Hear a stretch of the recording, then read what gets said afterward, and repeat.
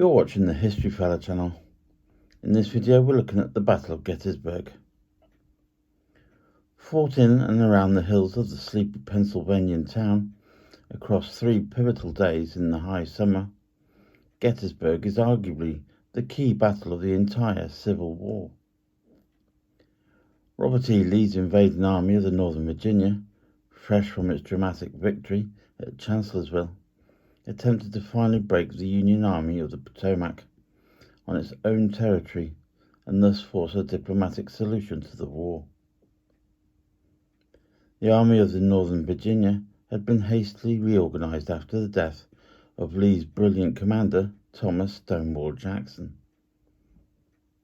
It now comprised 3 corps under the respective commands of Lieutenant Generals James Longstreet, Richard S. Ewell, and A.P. Hill, totaling 72,000 men. When strengthened by the 4 cavalry divisions of Jeb Stuart, Lee was confident of his second invasion of the North. Now commanded by Major General George Meade, the Army of the Potomac shadowed the Confederates through the Shenandoah Valley and into the north, not knowing where their actual target was, but under instructions from Washington to ensure that they did not threaten the city, and where possible to be defeated.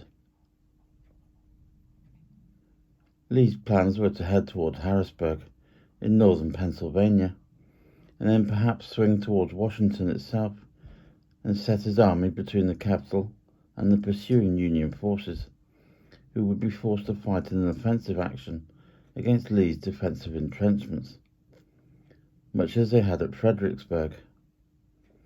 However, the Army of the Northern Virginia was marching blind due to their cavalry, led by Major General Jeb Stuart, venturing too far away from the main body. Lee was unaware of how close the Federal army of the 100,000 men actually was to his route of march, and at Gettysburg on July the 1st they finally collided.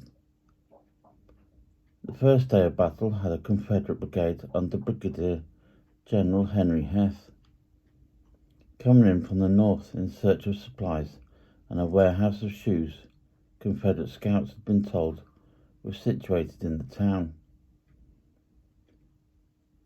They were unaware that Union cavalry of Brigadier General John Buford had ridden in from the south, spotted the Southerners, and realizing the town's strategic importance as a major crossroads, taking up defensive positions on the outskirts with the hope that reinforcements from 1st Corps would soon arrive. Meade's corps were travelling north independently of one another, but in close proximity in case of attack.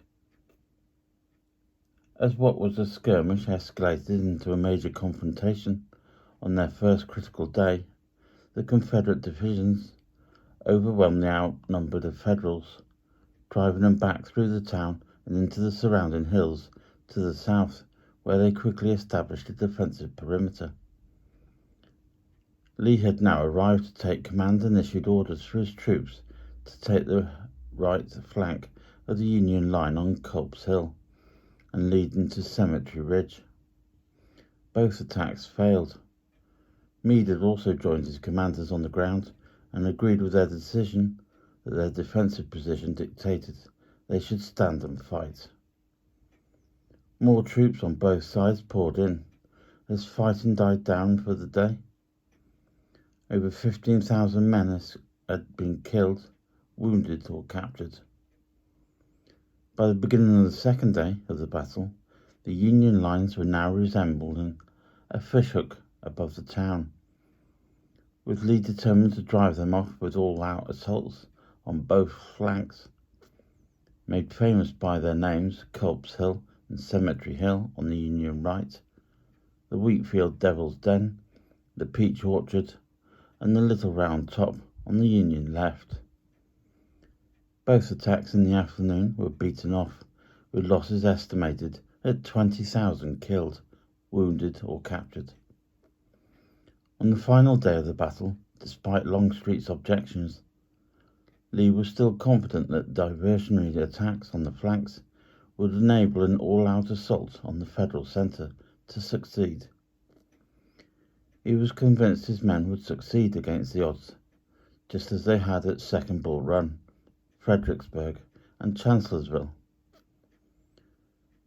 At 3 p.m., following a 150-gun artillery barrage, Major General George Pickett led 12,500 Confederates, including his Virginia Division, across a mile of open ground and into the teeth of the murderous field of Union fire.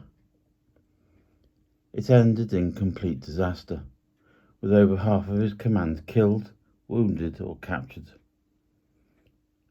A crestfallen Lee now had to lead his battered army through a torrential downpour back to the safety of the Northern Virginia, as Meade's exhausted troops remained in their positions, much to President Lincoln's dismay, who believed that the war would have been ended quickly.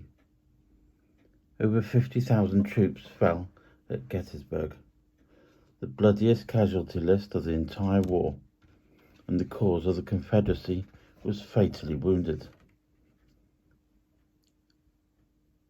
If you've enjoyed this video or learned something, please feel free to give the video a thumbs up, and please consider subscribing to the channel.